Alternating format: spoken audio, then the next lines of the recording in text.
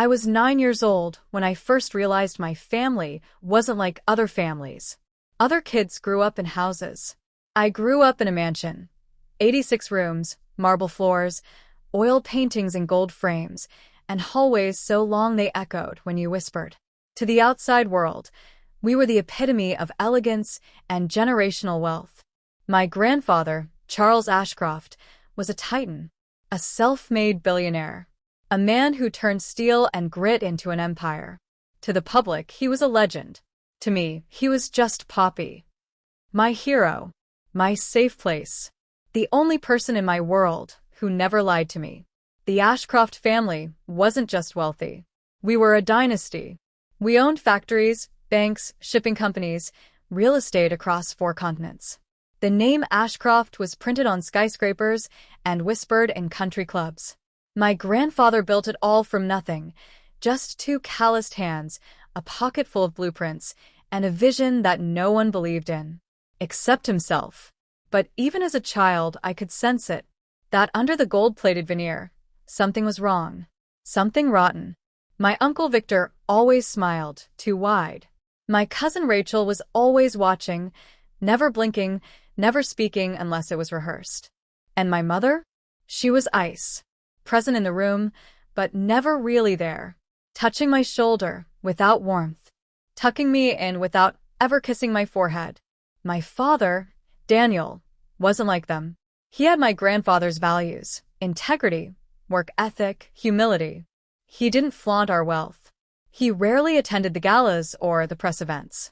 He focused on the family's R&D division, quietly innovating behind the scenes, making sure we had a future. He loved me with a gentleness that felt out of place in our world. But he was never loud, never political, never manipulative. And in our family, that made him weak. Victor was different. My uncle always resented the way my grandfather trusted my father more than him. He was the eldest son, the one who believed he was entitled to the throne. But my grandfather didn't believe in inheritance through blood. He believed in merit. And I saw it, even when I was too young to understand. Victor's eyes followed my father like a shadow, never missing a mistake, always waiting for an opening. I remember overhearing a conversation once, tucked behind the grand piano in the West Wing. Victor's voice low, sharp like broken glass. "He's soft, Charles. And you're grooming his little girl like she's next in line. She's a child. She doesn't even understand what we do." "She understands more than you think," my grandfather replied. "And she listens, which is more than I can say for you." My grandfather taught me everything, not just how to run a business, but how to read people. He'd take me into boardrooms when I was 12, and afterward, we'd go to his study where he'd pour himself a drink and ask, "What did you see, Ember? What did you hear that wasn't said?" He'd hand me old contracts and ask me to find the weakness in them like a puzzle. He taught me leverage, foresight, loyalty. But most of all, he taught me caution. Blood is not a bond, Ember. It's a currency. And when power's involved, everyone's price comes due. At the time, I thought he was just being dramatic. But I memorized the words anyway. I didn't know they'd become my compass. Rachel was a phantom in my childhood. My cousin. Beautiful, brilliant, reserved. She always wore her hair in a tight braid and never had a single emotion cross her face.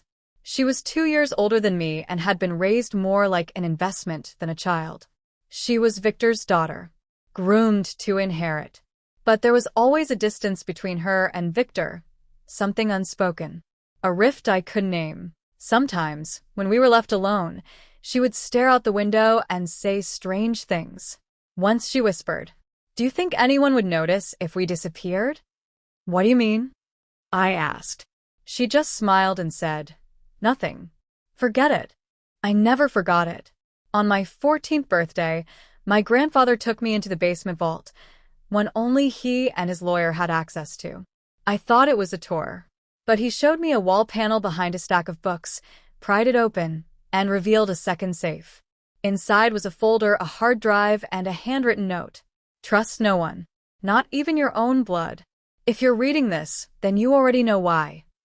He didn't explain it, didn't elaborate, just smiled and said, "Keep it secret, Ember."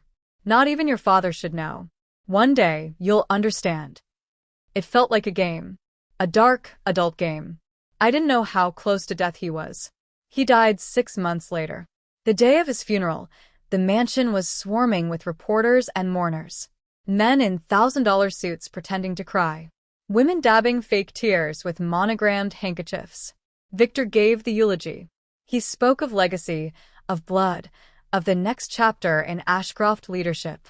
My father stood in the corner, jaw clenched, saying nothing. I remember Rachel standing next to me, her hands perfectly still, her face unreadable. She leaned in and whispered, "Everything changes today." Because after the service, we were all gathered in the reading room. The lawyer stood at the head of the long mahogany table and opened the will. And the words he read felt like a bullet to the chest. All assets, holdings, and controlling shares of Ashcroft Industries are hereby transferred to Victor Ashcroft and his daughter, Rachel Ashcroft. I didn't hear the rest. The room spun. My father looked like someone had pulled the floor out from under him. And Victor, he didn't react. Just folded his hands. Like he already knew. Because he did. We were cut off. From everything. Our accounts frozen.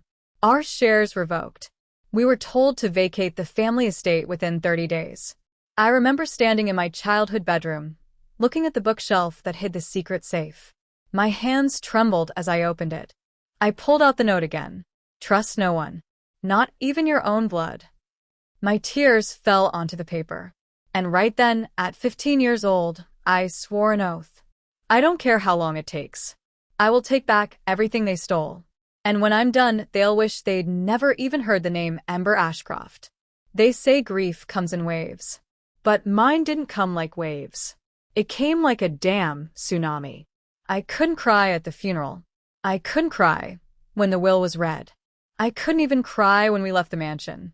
It wasn't until I opened the garage of our new house, a bland, beige rental on the edge of the city, that I saw what had really happened. Everything was gone. Not just the wealth, not just the title, but the life, the identity, the world I thought was mine. The new house had peeling paint on the walls. The front door stuck when it rained. And the first night we slept there, I heard my father sob through the drywall. I'd never heard him cry before. The man who taught me chess before I could read.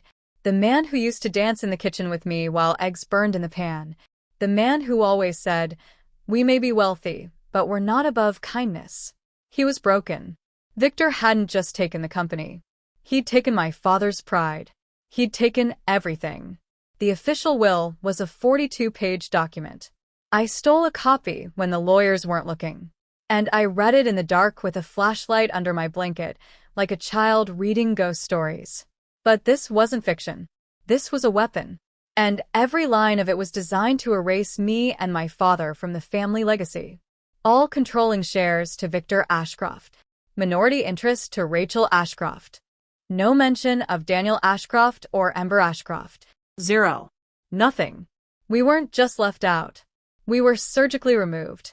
The more I read it, the less it made sense. My grandfather would never do this. Not to my father. Not to me. He trusted us. He loved us. He trained me. He said I was the future. And suddenly, he was leaving it all to Victor? The same man he called a political parasite during Sunday dinners? It wasn't just unfair. It was untrue. And that's when the thought first landed in my mind like a stone thrown through a glass window. This will was fake. I tried to bring it up to my father. I handed him the will and said, "Dad, this isn't real. You know it. He wouldn't do this to us." But he just stared at the paper, eyes hollow. "It's over, Ember," he said quietly. "There's nothing left to fight for." He wasn't angry. He wasn't even shocked anymore. He was defeated. I realized then I was alone. He had spent his life trusting his family, trusting that goodness would prevail. But I had seen their faces. I had heard Victor's speech at the funeral. I had felt Rachel's cold gaze like a knife in my back. And I knew this was war. I started digging. I went back to the vault, back to the hidden safe my grandfather showed me on my birthday. Inside was the same note. Trust no one. Not even your own blood. But there was more. A USB drive. Password protected. Encrypted. I plugged it into the old desktop computer in my bedroom and stared at the blinking cursor. I tried everything, names, dates, passphrase. Nothing worked. Until I remembered something my grandfather always said when I asked him about legacy. A name is just a story people remember. I typed, Ashcroft's story. The drive opened. There were folders inside, labeled with simple titles. Victor, shell accounts. Rachel, memo exchanges. Shadow. That last one sent a chill down my spine. Most of the files were too complex for me to understand: legal jargon, offshore transfers, encrypted communications.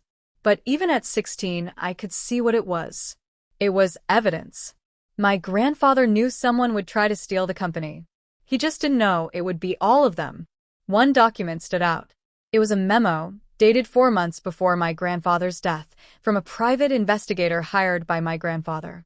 Subject: Victor Ashcroft seen meeting with high-level probate attorneys in San Diego. Documents exchanged. No known reason for this meeting if not preemptive will tampering. For months before his death. Victor was planning this before grandfather was even sick. And now he was sitting in the chairman's office, wearing Poppy's cufflinks, giving interviews about continuing the Ashcroft legacy. I remember gripping the paper so hard I gave myself a paper cut across my palm. The pain felt like truth. I printed the document. I took it to my father's room. I threw it on his desk and said, "He forged the will. He's laundering money. And you're going to let him get away with it." He didn't even look up. "It doesn't matter," he whispered. "They'll bury us. Victor owns the board, the press, the courts." He was right. Victor didn't just take the company. He took the infrastructure. He had PR firms, judges in his pocket, and shareholders eating out of his hand. But I wasn't trying to go public. Not yet. I just needed one ally. That night, I called someone I hadn't spoken to in years. My godmother, Naomi. My grandfather's oldest friend. She had left the company after a falling out with Victor 10 years ago. No one talked about her anymore. She lived off the grid in a cabin upstate. I called her landline. She picked up on the third ring. "You're Charles's granddaughter." "Yes." "And you finally found the vault, didn't you?" "I did." There was a pause. Then she said, "Come see me. Bring the files. We need to talk." And just like that, the first spark of my revenge ignited. While I was packing my bag, Victor was giving a speech at a shareholders' gala. He wore a navy suit that cost more than my entire apartment. He raised his glass and said, "This new chapter of Ashcroft Industries will honor the past while embracing the future." The crowd clapped. Behind him, Rachel smiled. But I noticed something strange on the footage. When Victor mentioned my grandfather's name, Rachel's jaw tightened. Just for a second. And I knew. She wasn't as loyal as she looked. I stood outside Naomi's cabin the next morning. The air smelled like pine and frost. She opened the door, saw the USB drive in my hand, and said, "He knew they'd come for it. That's why he left it with you. Now the question is, are you ready to finish what Charles started?" And, for the first time in weeks, I didn't feel powerless. I felt dangerous. Naomi poured black coffee into 2 chipped mugs. We sat in silence. The kind of silence that stretches across generations. She didn't ask about my father. She didn't ask how I was holding up. She already knew. She slid a file across the table. Thick, worn, and sealed with wax.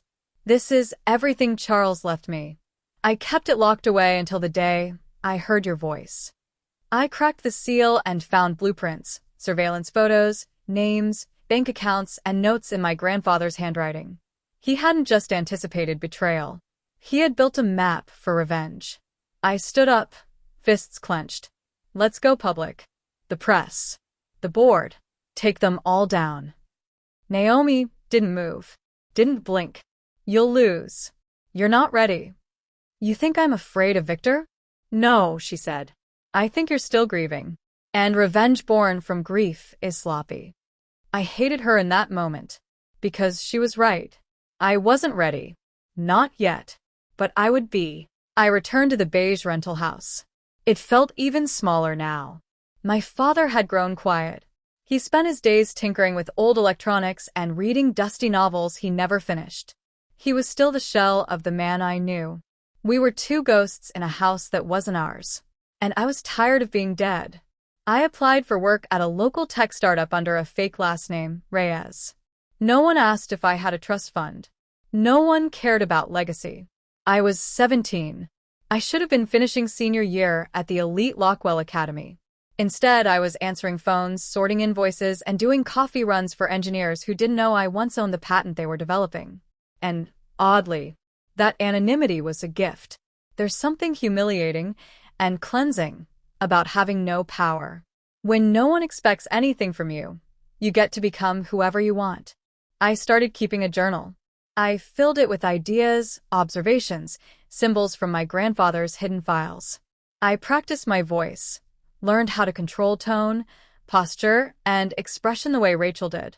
I watched Victor's interviews, studying his lies. I read his SEC filings for breakfast. By the time I was 18, I could have told you exactly where his money was buried and exactly where to strike first. Inside the sealed file Naomi gave me was something I hadn't seen in years. My grandfather's private journal. Each entry was a blueprint of his psyche, reflections on family, trust, and legacy. But one page stopped me cold. If Ember finds this, it means the empire has already begun to fall. She must not seek revenge for my sake. She must build something greater. Otherwise, all of this was for nothing. It shook me, because I wasn't trying to build anything. I just wanted to burn it all down. I enrolled in business classes at a community college, worked 2 jobs, lived like a ghost. People assumed I was just another poor, hard-working girl with potential. I let them. The more invisible I became, the more powerful I felt. I started to use my middle name, Isabel, when networking. I created fake LinkedIn profiles, shadowed legal assistants at downtown firms, and at night, I'd stare at Rachel's social media profiles. Her fake smiles, her carefully filtered outfits, her quotes about ambition and family values. And every time, I'd whisper under my breath, "Smile, Rachel. One day, I'll wipe that face clean." One night, I was reviewing the files Naomi gave me, again when something clicked. A series of transactions made through a company called Northstone Holdings. It was a shell company. I traced it back. Buried deep in the Cayman Islands. Its registered address? A property owned by a trust fund labeled RA 731. I stared at those letters. RA, Rachel Ashcroft. So, she wasn't just a pawn. She was feeding from the empire. Quietly. Consistently. Illegally. And my hands began to tremble, not from rage. From opportunity. I printed the financial trail. Highlighted every transfer. Marked every legal inconsistency. Then I mailed it to Victor's office. Anonymously. No return address.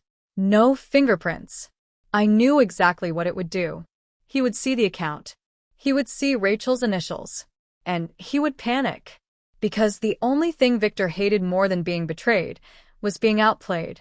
I changed my wardrobe. Cut my hair. Altered my posture.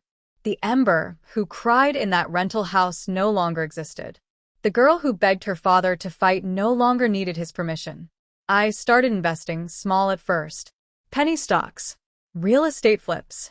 Quiet moves using what little funds I had left in a dormant savings account Naomi helped me access. In 1 year, I turned $6,000 into $58,000. By the time I was 20, I had a hidden portfolio worth $1.2 million. Not revenge. Leverage. Then it happened. An invitation. A charity gala in New York City hosted by, who else? Victor Ashcroft. I received it under my alias through a business networking group. It was perfect. A mask. A battlefield. A stage. And I was ready to walk back into the lion's den, not as a girl looking for justice, but as a woman built for vengeance. The envelope was embossed in gold, cream-colored, and understated.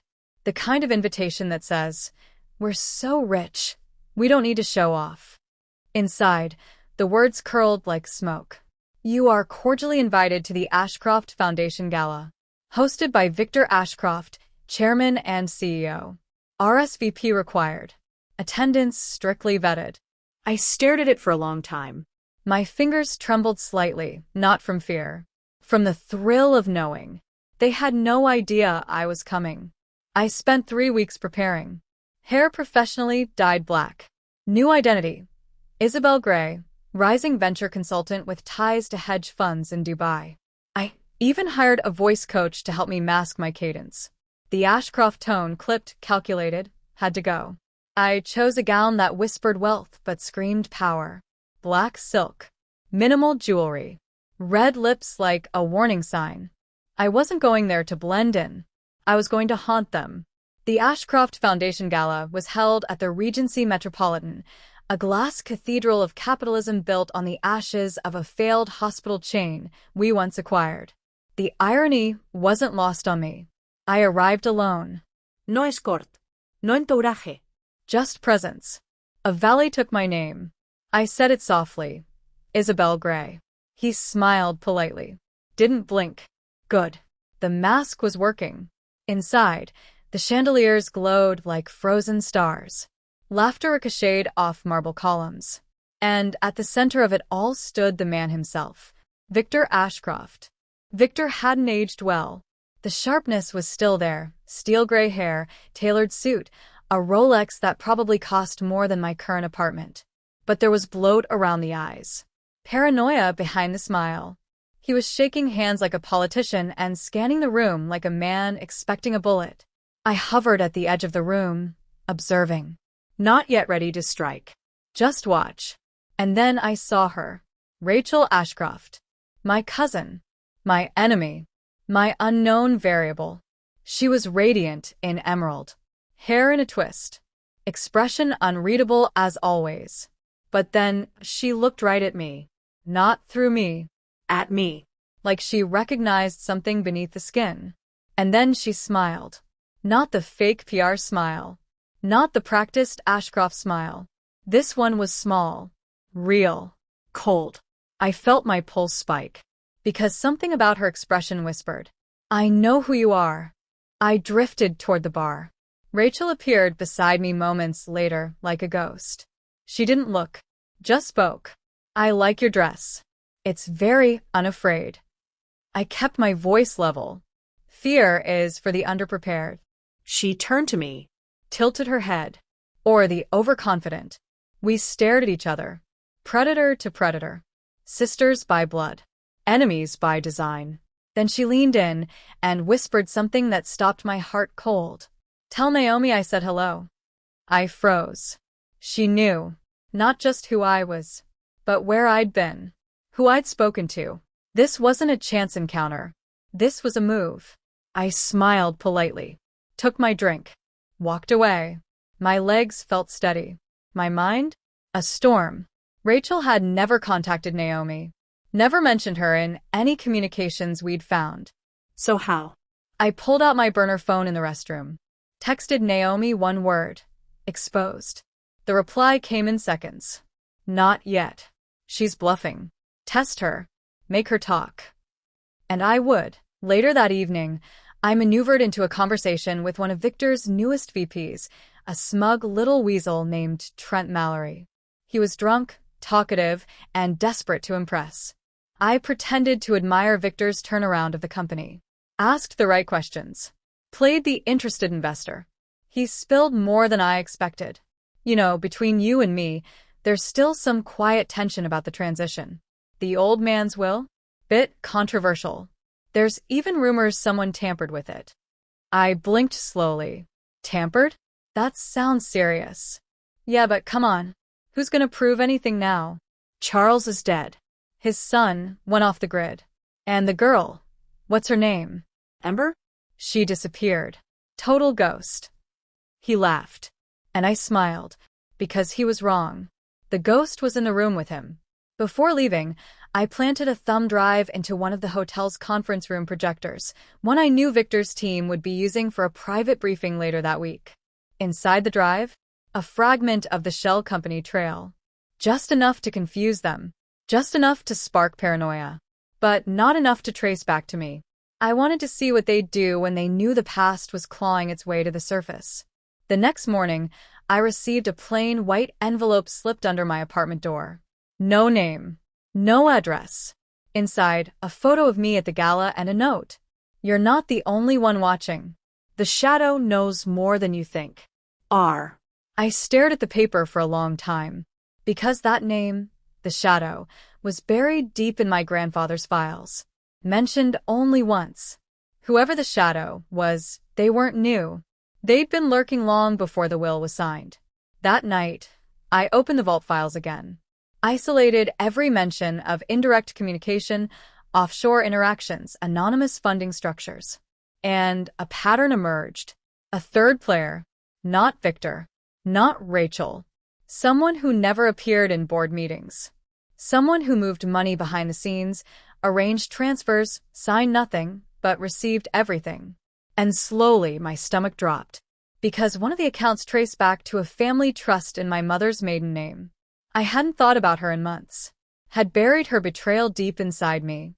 But now, that betrayal had a face. A name. The shadow was my mother. Victor is tightening his grip.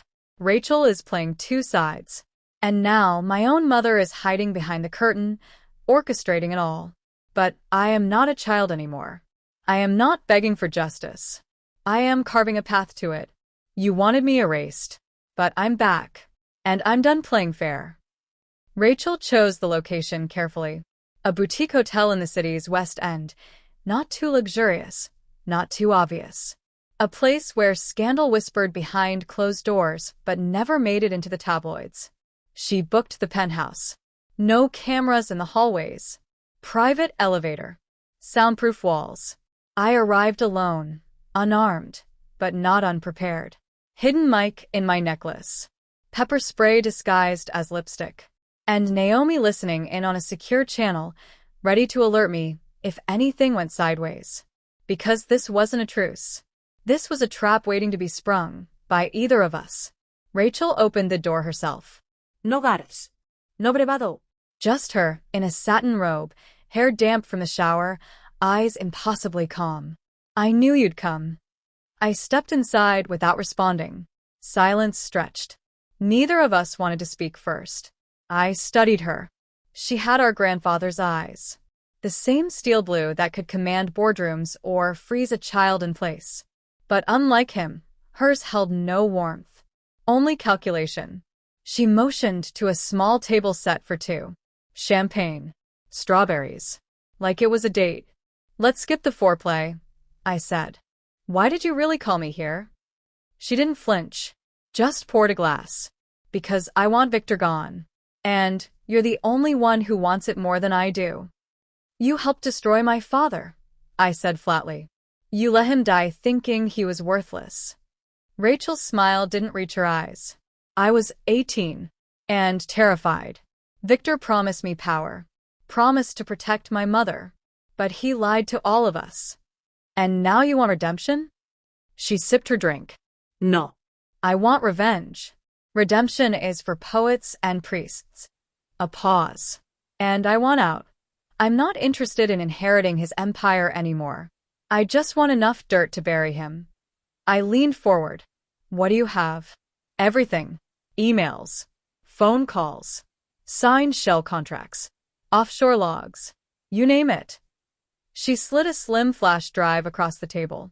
Think of this as my opening gift. I picked it up, weighed it in my palm. It felt like power, but also like a loaded gun. Why me? Her voice dropped to a whisper. Because you're the only person Victor truly fears.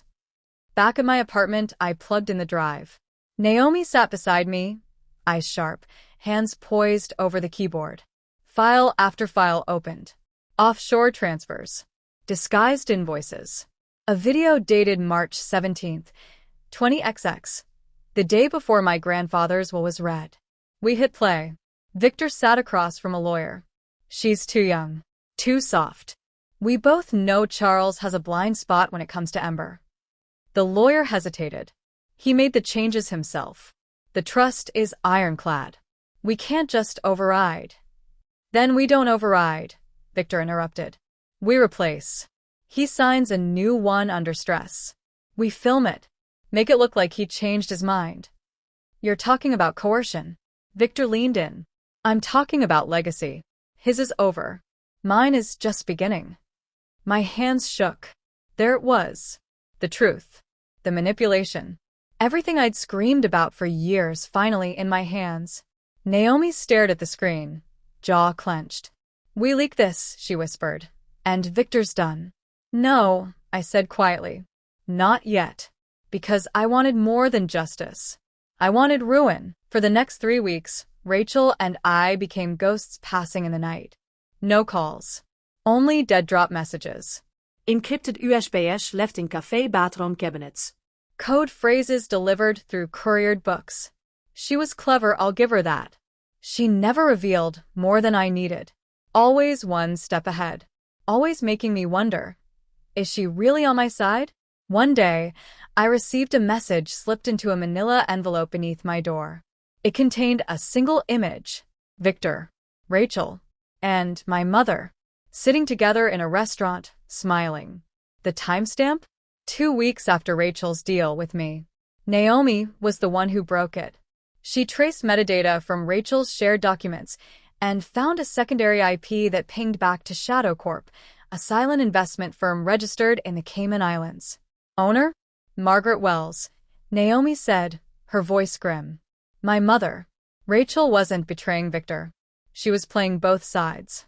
Feeding me just enough to believe she defected, while still keeping the real power structure alive. The shadow wasn't just my mother. It was a legacy network. One Rachel was trying to inherit. I sat in silence for a long time. Because that's when I knew. I wasn't taking on Victor. I was taking on all of them. The next time Rachel reached out, I smiled. I played dumb. Grateful. Naive. I trust you, I said. Good, she replied. Because we're so close. She handed me another file. Inside were the board meeting minutes from Victor's upcoming merger proposal. A merger that would give him total control of the family's liquid assets and permanently lock me out. We take this down, Rachel said, and we bury him. I nodded, smiled.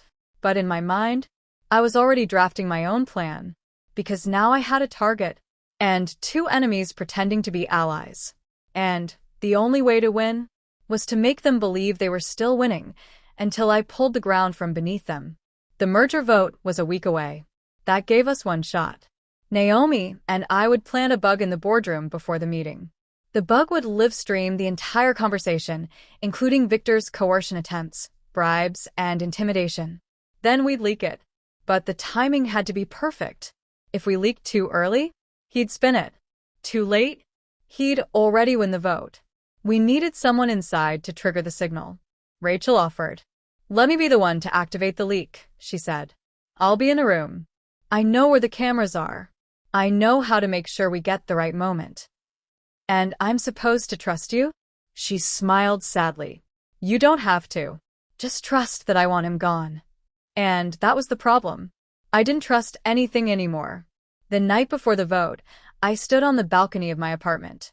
City lights below me. A storm rolling in over the skyline. I could burn them all. Victor. Rachel. My mother. I could release every file. Leak every video. Let the world watch the Ashcrofts eat each other alive. But then what? Would I be any different? I closed my eyes. My father's voice came back to me, soft, tired, from years ago. It's not just about revenge, Ember. It's about building something better from the ashes. I opened my eyes. No. I wouldn't just burn the house down. I'd take it back. I didn't wear black. Everyone expects black when you're about to bury someone. I wore ivory. Clean. Unassuming. Unthreatening. But tailored razor sharp, like a blade wrapped in silk. Naomi tightened the pearl necklace around my throat, which hid the mic perfectly. She adjusted the tiniest earpiece in my ear and handed me the decoy flash drive, filled with useless files in case anyone got suspicious. You have 5 minutes once you trigger the feed, she said. Then the live stream hits every platform I've coded, from financial watchdog sites to gossip blogs. No takebacks.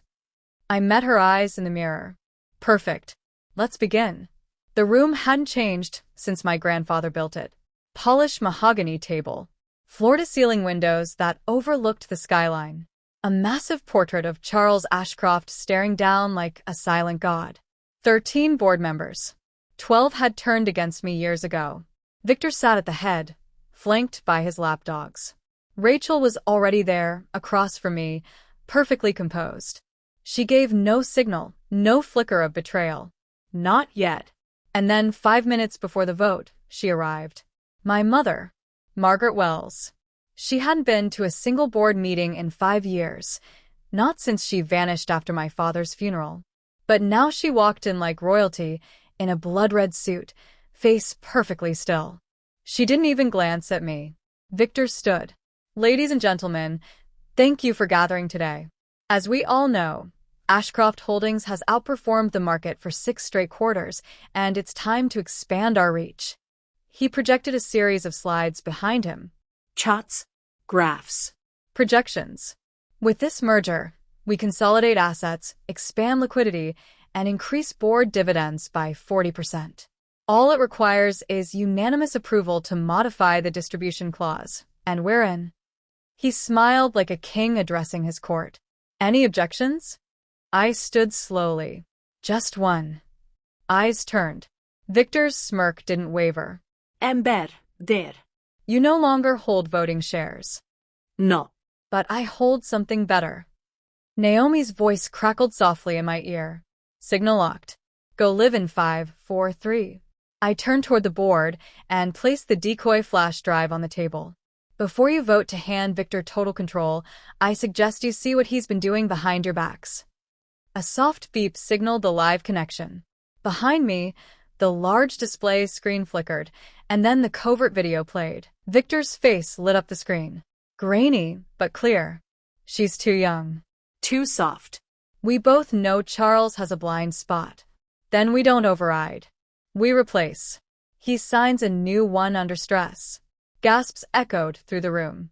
The video kept going, Victor detailing fake mergers, offshoring cash, manipulating quarterly losses to tank my father's influence before his death. And then came the kicker. Rachel and Margaret will handle the narrative. I'll handle the cleanup. My mother's name. In his own voice. The room exploded. Board members stood. Shouted. Phones vibrated violently as the live stream blew up. Victor tried to kill the display, but Naomi locked him out. He turned toward Rachel. What the hell did you do? But Rachel just smiled. It took 30 minutes for legal counsel to arrive. 20 more for the emergency vote to take place. By the end of the hour, Victor Ashcroft was formally removed from his position as CEO of Ashcroft Holdings, pending criminal investigation. Frozen assets. Pending subpoenas. NDAs suddenly meaningless. He was finished. But it wasn't satisfying. Because the man sitting across from me didn't look broken. He looked calm. Like he'd expected this. After the vote, I caught her alone. Margaret. My mother. She stood by the boardroom window, sipping coffee, like it was any other Tuesday. You knew, I said. She didn't turn. Of course I knew. You helped them destroy everything Dad built. A pause. He built weakness. I built control. I took a step closer. You let them kill him. That got her. She turned. Don't you dare lay that at my feet. Your father died because he was naive. Because he believed legacy meant love. He didn't understand that legacy is just control from beyond the grave. Her voice was cold. Final. Charles chose you because you were soft. Because you reminded him of your father. But soft things die in storms. I made sure you learned how to survive one. By betraying me? By forging you. I didn't respond. I just turned and walked away. Because nothing I said would hurt her more than the fact that I won, without ever becoming like her. Later that night, I got Naomi's full report. Rachel's alliance? Fake. The files she gave me? Cleverly redacted. The worst evidence edited out. She had leaked just enough to destroy Victor, but leave herself clean, ready to claim the empire in his place. But Naomi caught one mistake. A timestamp error in one of Rachel's USBs. It linked directly to a Shadow Corp shell company, one Rachel had secretly funneled assets to after our alliance began. She wanted you to win the battle, Naomi said, so she could win the war. I stared at the ceiling. Then she's next. For 48 hours after the boardroom coup, Rachel played the part. Sympathetic. Supportive. Publicly on Team Ember. She released a statement praising my strength. Sat beside me during interviews. Even cried during a press conference. This family has lost so much, she told the cameras. And I stand with my cousin in restoring our grandfather's vision.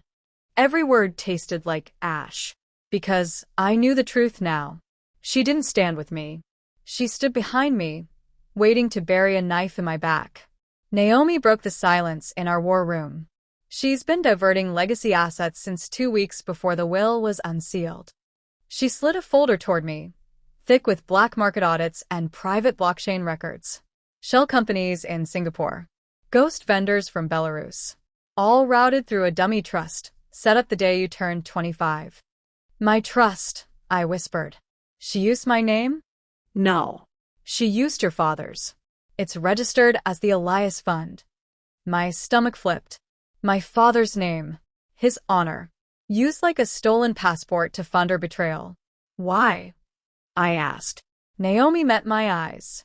Because she thought you'd never look that far into your own blood.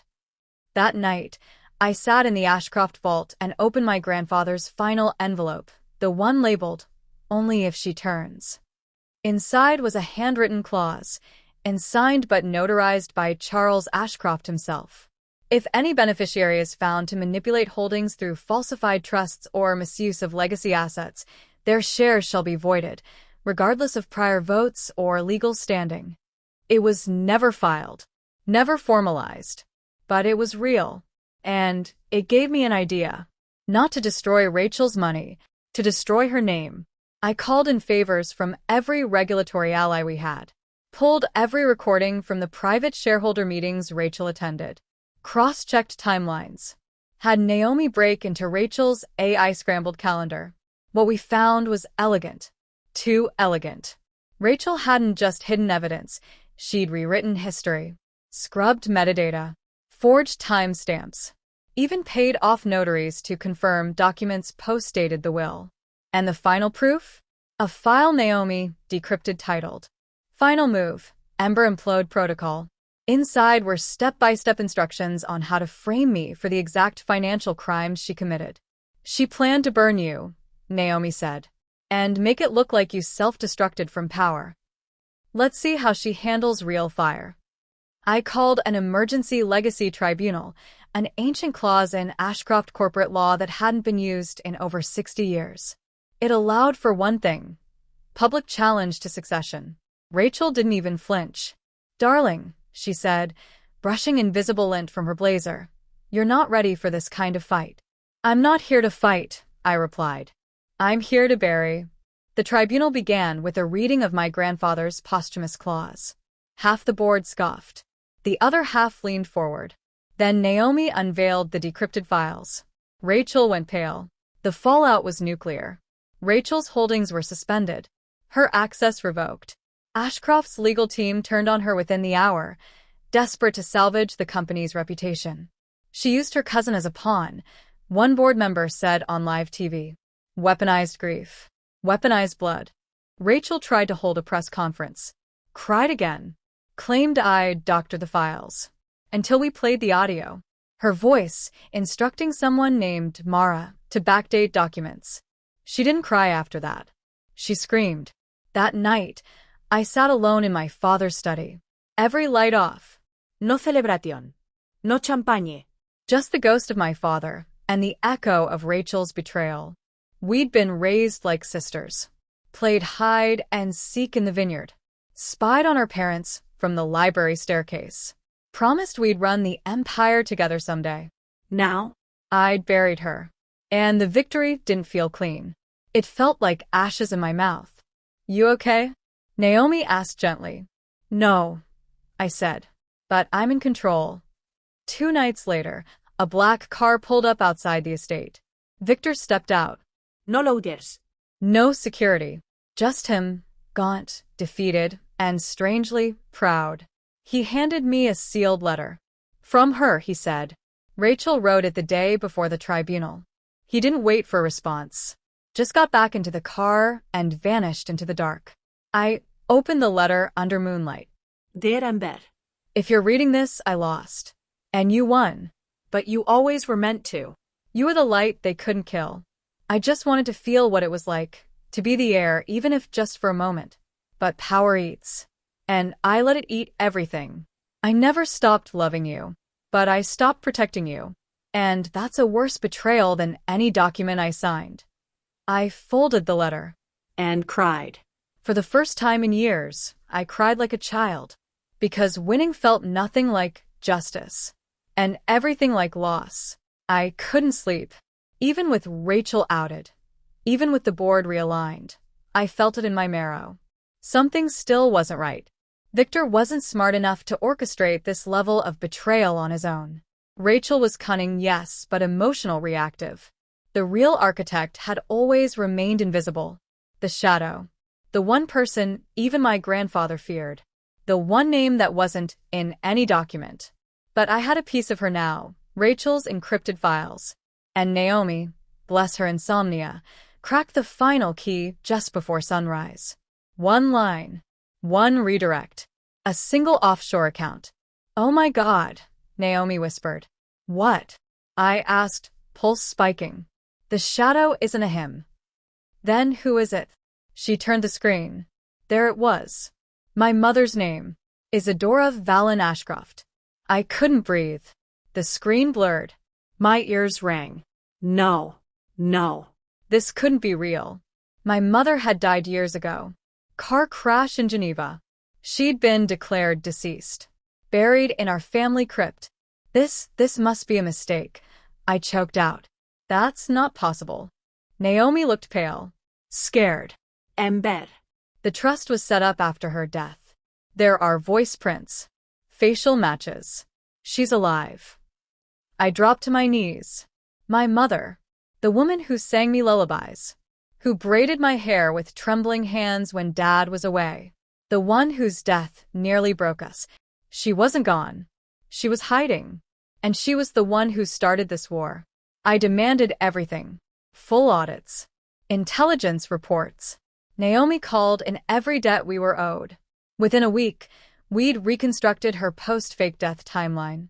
Fled Geneva under an alias. Entered Paraguay using a diplomatic passport. Vanished from public record for 6 years. Reappeared as a consultant for a holding company that secretly acquired 12% of Ashcroft's subsidiaries. Her codename on every document? The Shadow. She'd been manipulating us from behind the curtain since the beginning. Not Victor. Not Rachel. My mother. I needed to know why. I combed through old letters, journals, even medical records. Naomi found transcripts of therapy sessions leaked from a hacked insurance server. And in those sessions, I found her truth. I married into legacy, my mother once said. But I never belonged. Charles loved Elias, not me. The company was always a father-son empire. I was the vessel, nothing more. So, I took what they wouldn't give me. I made myself into a ghost. Because ghosts can haunt forever. Naomi traced her to a remote vineyard estate in Portugal. We watched for 3 days. No guards. Just her. Alone. Writing. Drinking. It didn't feel like a trap. It felt like a confession. I went alone. The door was unlocked. She stood at the balcony, glass of wine in hand, wind in her silvering hair. You found me, she said, without turning. How long have you known? I asked. Since the day you took the boardroom. I knew it was only a matter of time. Why? I demanded. Why do all of this? Why fake your death? Why destroy Dad's legacy? She finally faced me and smiled. Because your father abandoned me long before he died. Because Charles made me invisible. Because I was always meant to be a footnote in someone else's empire. And I refused. So you used Victor. You used me. I gave you power, she snapped. You wouldn't have survived a day without the groundwork I laid. You think you won? You're still in my house, Ember. You could have told me, I whispered. After Dad died. After the funeral. You could have come back. And for what? She said. To play the grieving widow? To beg for scraps? Her face softened, just slightly. I loved you, Ember. In my own way. But love doesn't build empires. Fear does. That was it. That was the line that broke whatever was left of me. You're no mother, I said. You're just another tyrant. Naomi had been recording the entire conversation. Interpol agents were waiting 3 miles down the hill. She didn't fight. She kissed the glass of wine, straightened her blouse, and walked into custody like she was heading to a gala. Make them remember me, she said. This time, I buried her for real. No media. No board. Just me. I scattered her ashes into the ocean she loved. Not because she deserved peace, but because I did. Because letting go of what she was meant, I could finally become what I was meant to be. The estate was quiet now. Not quiet like peace. Quiet like the aftermath of an explosion. Everything still stood, but nothing felt the same. The halls that once echoed with arguments, whispers, and the ticking of ambition now sounded empty. Or maybe I was just noticing the silence for the first time. Naomi had returned to London to handle Ashcroft's international cleanup. The board was in shambles. Half resigned, the other half begging to stay under new rules I hadn't even written yet. I'd won. Every enemy was gone. So, why did it feel like grief? It started with a whisper from Charles. Well, not literally, but close. Charles, my grandfather, had always loved puzzles. Hidden messages. Backdoors no one else saw. Naomi had been scanning all the archives again, looking for old asset keys, and she found something unexpected buried in an encrypted side folder labeled EV Directive. You should read this alone, she said. It was a video, just over 6 minutes long. Charles. In his study, months before his death. If you're watching this, Ember, then it means the last domino has fallen. He looked older, weaker, but still sharp. Still him. You were never meant to inherit just a fortune. That's too easy. Any spoiled brat can spend money. But legacy? Legacy requires pain. Fire. Loss. I gave you a name. The world gave you scars. Now I give you one last challenge. Alongside the video was a physical key, tucked inside an old Ashcroft ledger Naomi had thought was decorative. The key matched nothing on the property. Nothing in the vault. Until I remembered something strange from childhood. A rumor Charles had once had a private cabin off the Scottish coast, where only ghosts walk. We found it, weather-worn, hidden in a crag of granite cliffs, accessible only by boat and a near-suicidal path. Inside was nothing, or so it seemed, until I opened the fireplace wall. Inside was a vault containing one thing, a ledger titled The Projects That Were Denied. These weren't just failed ideas. These were rejected dreams, renewable tech initiatives that the board had called unprofitable. Education foundations vetoed by Victor for wasting dividends. A clean water network for post-war zones, mothballed by Rachel when her fashion line underperformed. Each one had handwritten notes from Charles. This is what we should be doing. This is how we build more than just wealth, we build meaning. At the bottom was a letter addressed to me. When you've lost everything, child, choose what matters most. Then give it away. That's how empires live forever. I returned to the Ashcroft board with fire in my eyes and ash still on my skin. They expected a queen. What they got was a revolution. Effective immediately, I declared, 40% of Ashcroft legacy profits will be rerouted into the Ember Fund, a new initiative that will relaunch every rejected humanitarian project Charles believed in. Silence. Then chaos. That will destroy your margin. Investors will riot. You'll bankrupt your own legacy. I stood tall. No. I'll finally earn it.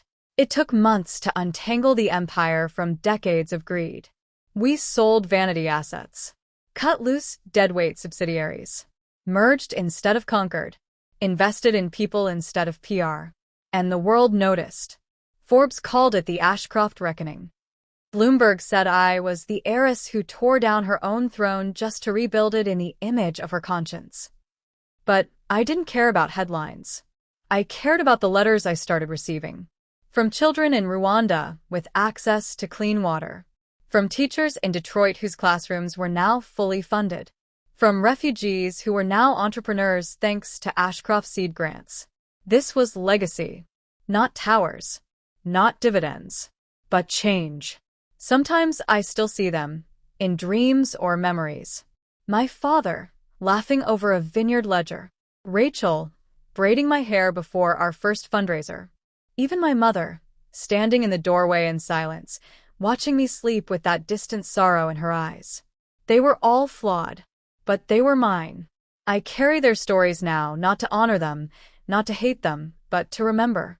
Because no legacy survives without memory, and no empire deserves to live without truth. One night, I wrote a letter to my younger self. I never mailed it, but I keep it folded in the inner pocket of my blazer. You will lose everything you love, but you will find something stronger, yourself. You'll be underestimated, Betrayed. used, but you will rise, not because you were born into power, but because you chose to rebuild it on your own terms. Your name is Ember, and fire was never meant to destroy you. It was meant to reveal what you are made of. It happened on a Wednesday. A board emergency. Naomi's voice tight with dread. You need to see this.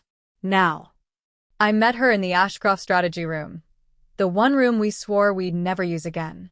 And there it was, projected across 3 screens.